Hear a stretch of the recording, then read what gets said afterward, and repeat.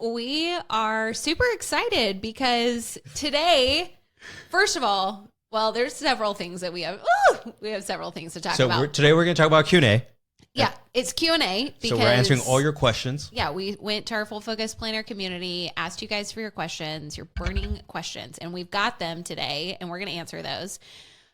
Also, it's Cyber Monday, so make sure, go to the Full Focus store if you want like the best deals ever. This is as good as it's going to get this year, so definitely don't wait. We're not just... Oh, spoiler alert, we're not extending this. So, like, it's not like tomorrow you're going to get an email that's like, hey, JK.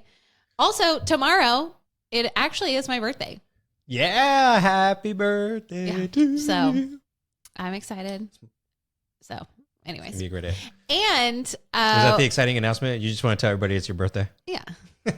I kind of did. Also, we have... You can send gift cards, legit too. exciting announcement. Yes. That I think that people are going to freak out about.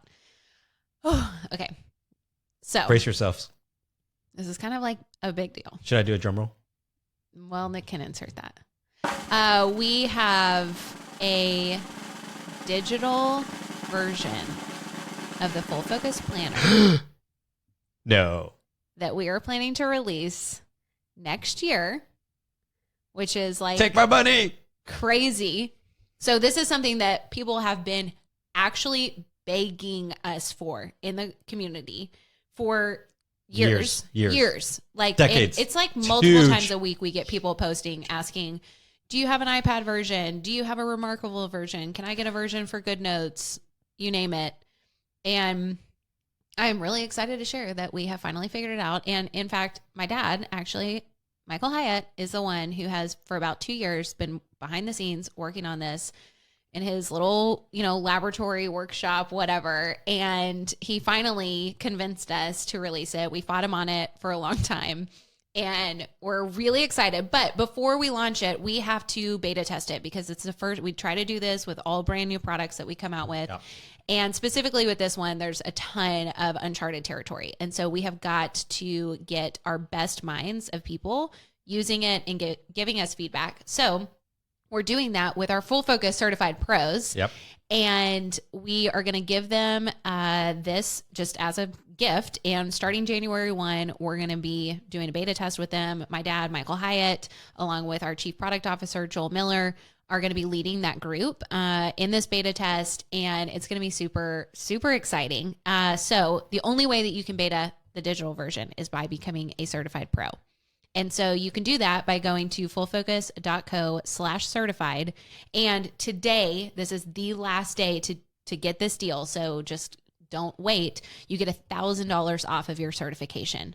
So seriously, don't wait. Go to that site, become a certified pro. Ken is your guide through your certification, and the whole process. Awesome. That's the best bonus is that you get to hang out with me. Yeah, actually. Yeah. And we do masterminds once a month with me. Yeah. I should have you come in one of these days. Yeah, I should. That'd be fun. If you want to try this digital version, and we're going to have a ton more coming out about this, this is just we need some people to try it and give us their feedback. And so I just don't want you to miss out on getting $1,000 off as well on your certification. So we'd love to have you become a certified pro and test out the digital planner. Yeah. So. And as all of you know, because it's beta, we'll be testing, getting all the kinks out. And then sometime next year, undisclosed time yet, it will come out. And just transparently, we don't know the exact date when it's coming out. It all depends on this beta test. So we're excited though. All right. It's a big day at Full Focus. Oh, there's so much going on. I love it. All right, Kim. So for the people that don't know what a certified pro is, can you just give us a quick idea of what this means? Yeah, a certified pro is a coach, consultant, or anyone in a leadership position who wants to train people in the Full Focus systems. Okay. So the planner, there's a lot of new other systems that we're coming up with that you will be able to utilize and train others in. Yeah. So you get all of that with us if you became a certified pro. And we're coming out with all new training in January as well. This is the beginning of a really phenomenal program. Yeah, I'm excited for it. Yeah. It's going to be awesome. Yes. All right. Well, let's get to your questions. So take us in.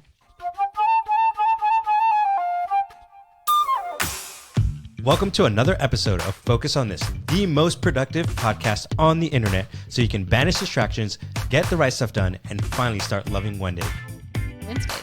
Wednesdays. I love Wednesdays. Every day. You're gonna love every day. Hump day. Loving Mondays. I'm Ken, and this is Marissa. Hey, happy Cyber Monday.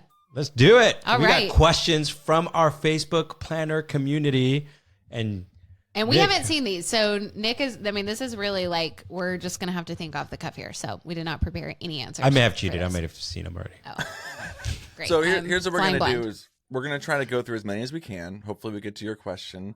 And yeah, we'll just go through them. I'm going to start with the original post that Ken posted, and I'm going to work my way through oldest to newest. Great. So here we go. Dan writes, loving the podcast.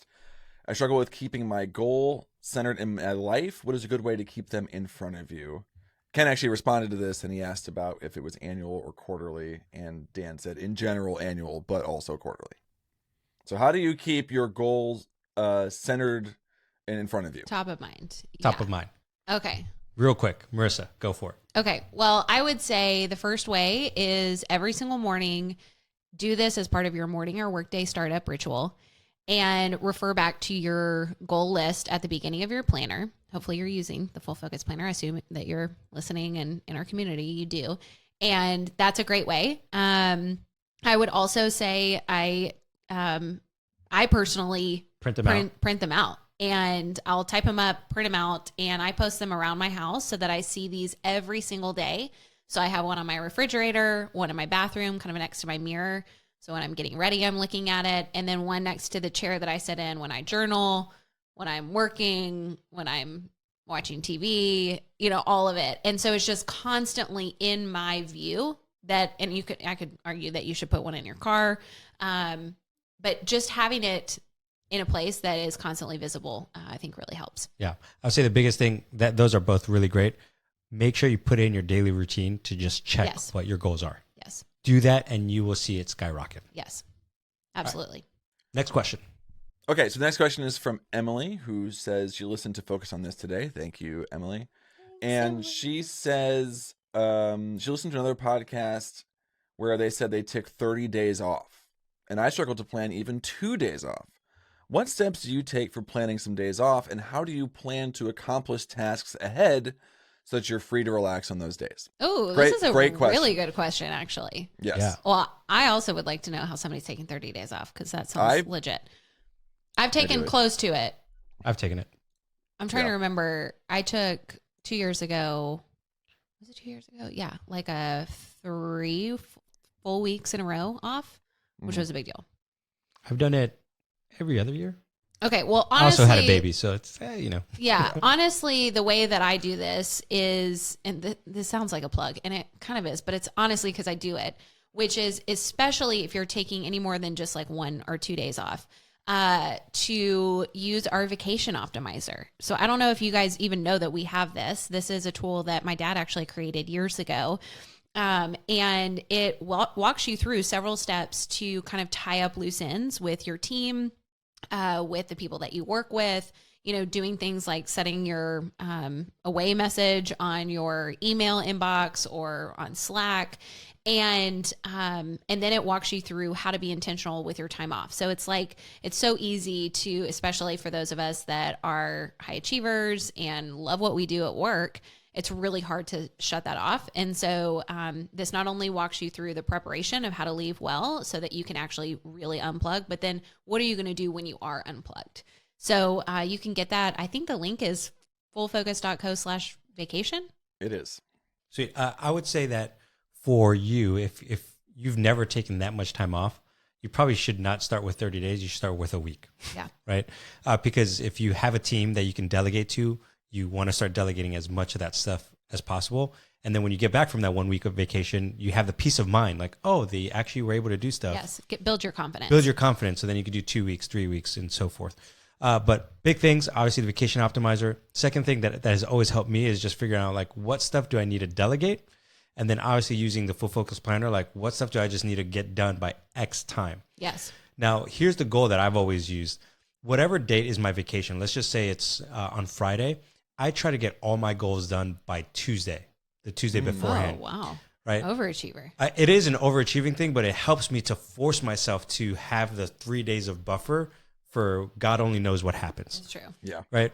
If you try to get everything done on Thursday, and all of us have been in this situation where we're trying to go on vacation and you're like sprinting to try to get everything done, it's exhausting. And usually if it's not just like one day off where you're just staying at home, but if it's like you're actually leaving and going on vacation, you also have to pack. You might have to shop to get prepared. So it's not just the work that has to get tied up. It's like everything else in preparation of that, vacation or that trip that you're taking. And that can like come and, backfire when it's Thursday and your, flight leaves at Friday morning at 6 a.m. or whatever time. And you have all this stuff you got to wrap up at work. And you also have to pack and go to Target and get, the toiletries and whatever else you forgot. So. Yeah.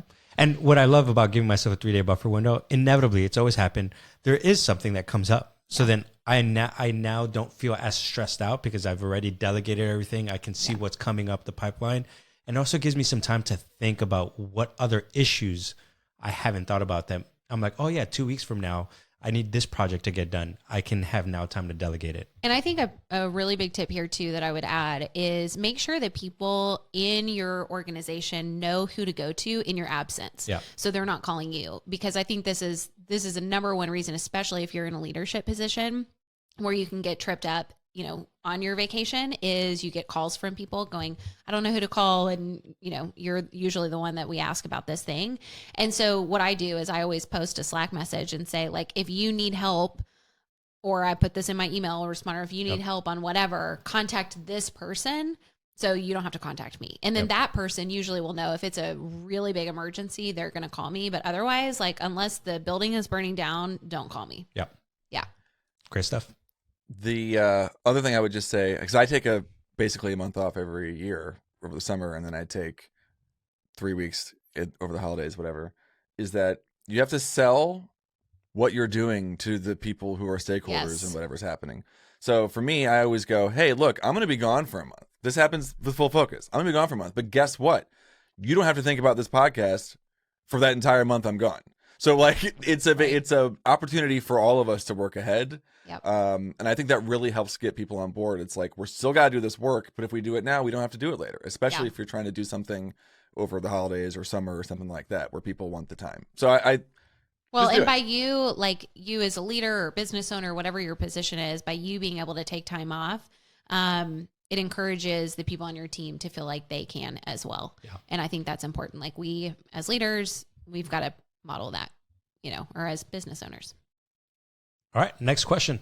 All right. Next question. And this is perfectly timed. This is from Amy. She says, I actually struggle with getting back to the planner groove after being on vacation. Look at that. Wow. Look at this. Look at that. Perfect timing.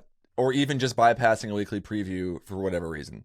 Even though my Full Focus planner is a habit of 4 years, I'd love some tips to make sure that I don't get complacent after a short hiatus. Yeah. I would say, to me, like, make it a non-negotiable to do your weekly preview when you get back. And just like schedule it in before you go on vacation. Schedule in a weekly preview for the first thing that you do on that first day back at work, or the day before, you return to work.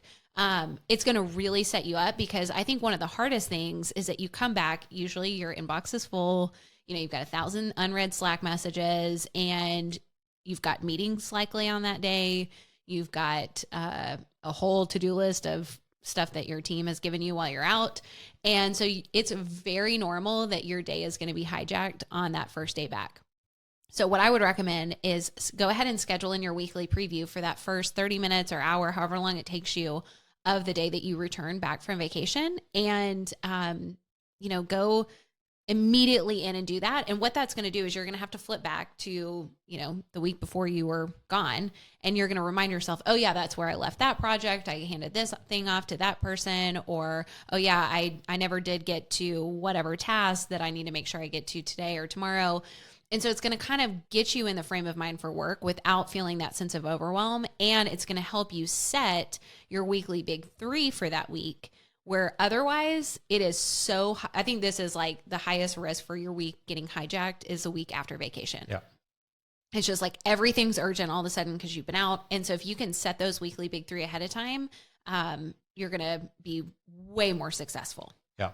I'll just add, and I don't know if this is in the vacation optimizer, the day after your vacation, what would you want that day to look like? Oh, that's not, but that's good. And start putting like your morning routines, everything that Marissa just talked about. That's what you want to think about. Because what tends to happen is that like you're gone and you're like, oh, I come back, and you just start trying to do all the daily tasks that need to get done.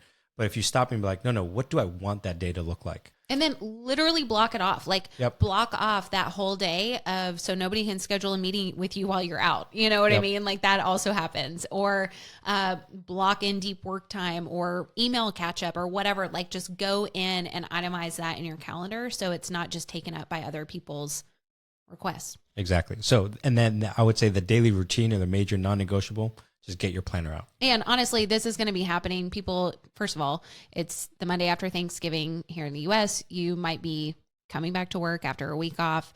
And I just want to encourage you, like, stop.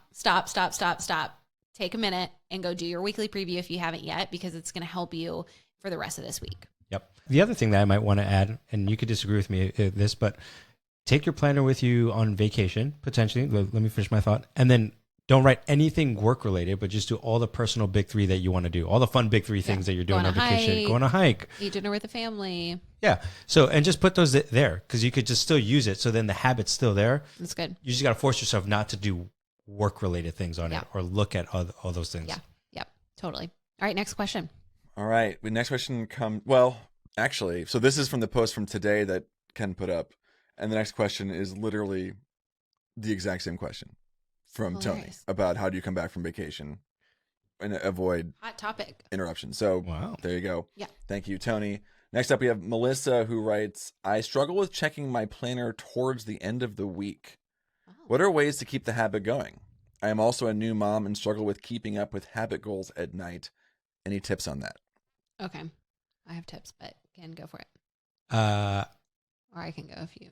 You can go first because I have a lot of thoughts about the mom situation and from an outside observer. For me, I schedule in my workday shutdown or startup and shutdown rituals into my calendar, like they're actual like calendar items for the first 30 minutes of my workday and the last 30 minutes of my workday. And I set that to remind me 5 minutes before that event.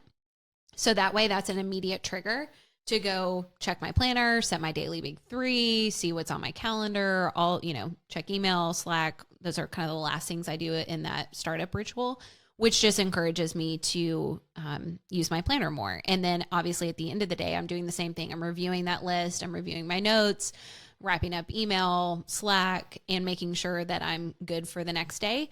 And without those calendar events, I can totally see how this would fall off your radar. So that's a great way to trigger, or you could set up a reminder on your phone, like, set daily big three or check, my daily big three at the end of the day. Yeah. In regards to you being a mom, I want you to also know to give yourself just a lot of grace in this season, especially if you have little kids and you're just, it's crazy. I have 4 kids right now. My wife is a stay-at-home mom, and I see this, right? Like, and by the time, if you're anything like us, by the time evening rolls around and you put the kids to bed, you are exhausted. Yeah. Just absolutely spent. And you're like, I just want to binge on something and eat bonbons. Is that still even a thing? Old reference. It's an old reference. Sorry. Just get a bowl of ice cream and just go to town. What I would say to you, if that's the situation you're in, is that you want to find and talk to your partner about this, right? That they can give you 20 or 30 minutes in the evening before you're putting the kids to bed, that you could just go away. Yeah, that's good. So that you could do your shutdown, right? Because you might not be able to do it during the day or something like that. But like, hey, you need 20, 30 minutes. I try to do this with my spouse sometimes, or she's like, hey, I just need a minute. I need a minute. All right, go do whatever you got to go do. Reset. I'll take care of the kids for 30 minutes. I think they could survive. Yeah. So far they have. That's good. Yeah, I like that. I like that partnership as well. And you can even do this, like, let's say you get the kids in bed and there's an hour that you guys take and, or 30 minutes and you both go do your thing and then come back, that's good. I would say that big thing though is because again, this happens to us, right? Sometimes as soon as you put the kids to bed, you just want to get your phone and just binge. You have to be really intentional of like, no. We're actually going to grab our planner and do a shutdown routine or whatever you want to do. set a reminder. I think that's a good trigger too. Yeah. Hopefully that helps.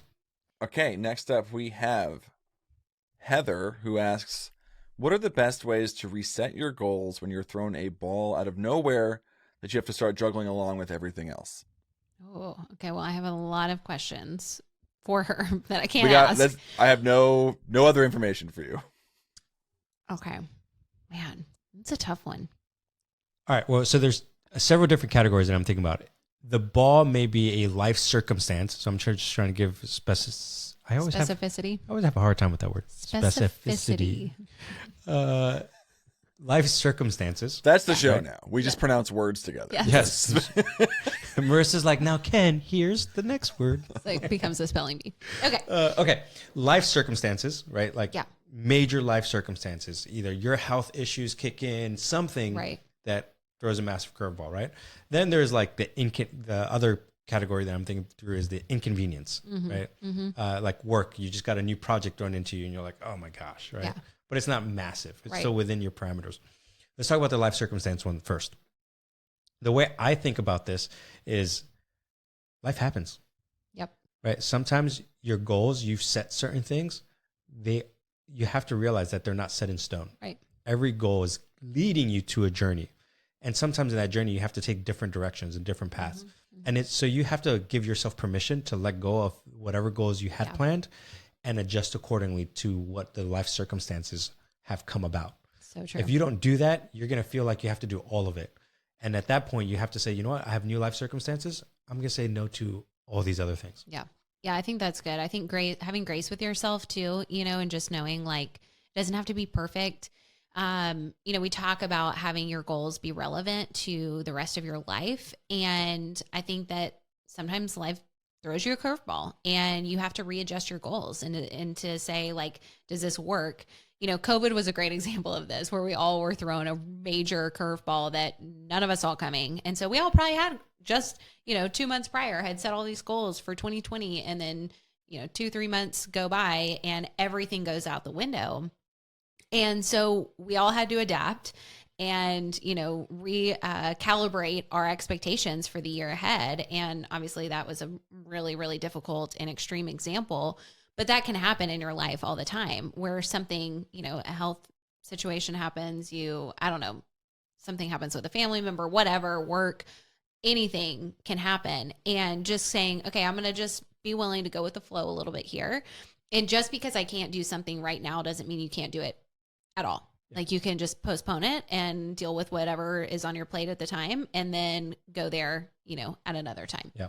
I think one of the things that has helped me with goal achievement is, and I said it earlier and I'll say it again, I don't set it in stone. It's one of those things that it's like, I hold it loosely. Right.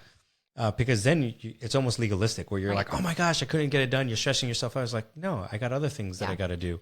And I'm able to free myself from it and be like, okay. I'll give you a great example where sometimes you might set a goal that, hey, I want to get this done in 60 days or 90 days. And it may take you another 3 months. Yeah. Right. That's okay. Yeah. You still got it done. It got done later than you wanted to. And you could reassess why and all that stuff. But you got to give yourself that freedom. Be committed to where you're going, not how you're getting there. Yeah. I think that's the important thing is that, let's say you have a goal to implement or to, lose weight is always the one we say because it's so easy, tangible quick, for people, I think. Let's say that's your goal and something derails you and you're not able to do it in the way you want.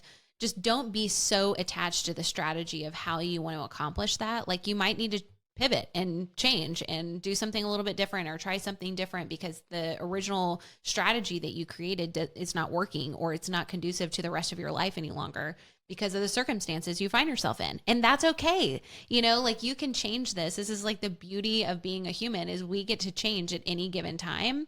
And so when stuff comes our way, we can go, okay, how can I shift and adapt to what is on my plate now? And there's probably things that need to come off and make room for this new curveball. And that's okay. And those things don't have to be gone forever. I can still have those dreams and desires and achieve those at another time when it feels more realistic. Yeah.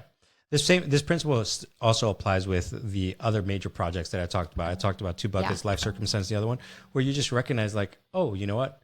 I have this new project. I got to shift some stuff around. Right. And giving yourself that permission is helpful. Totally. All right, Nick, next question. We got a lot. So if we're going to try to get through all of them, we just want you to be aware. Lots of questions from the community. Love it. I love it. I'm glad. Okay. Christina writes, when you decide a goal is no longer serving you, its intention, how do you acknowledge or celebrate the work you've done so far? Example, got 75% on a health and wellness goal and realized I don't like the fitness goal anymore. I am fulfilling the intention behind the goal another way, and now this is distracting. Okay, first of all, thanks for the example, because that's really helpful. I would say, like, great. Oh my gosh, like, you have done so much. You made it 75% of the way to your goal. And like I was just saying, like, the beauty of being a human is you get to change your mind, you get to change your strategy at any given time. And so if this goal is no longer serving you in the life that you want, like, you probably learned a ton getting 75% of the way there. You probably grew in ways that you could have never grown otherwise. Absolutely take some time to, celebrate that, embrace that. We have a process, what we call an after action review, where you kind of ask yourself several questions of, like, what have I achieved? What am I celebrating? What are some wins? What were some of the things I want to change or do differently going forward? And kind of digest what you learned from that experience. And then absolutely, like, set a different goal that resonates more with you. There's nobody there's no goal police who are going to come over and be like, you only got 75%. You have to accomplish this even though you don't want to.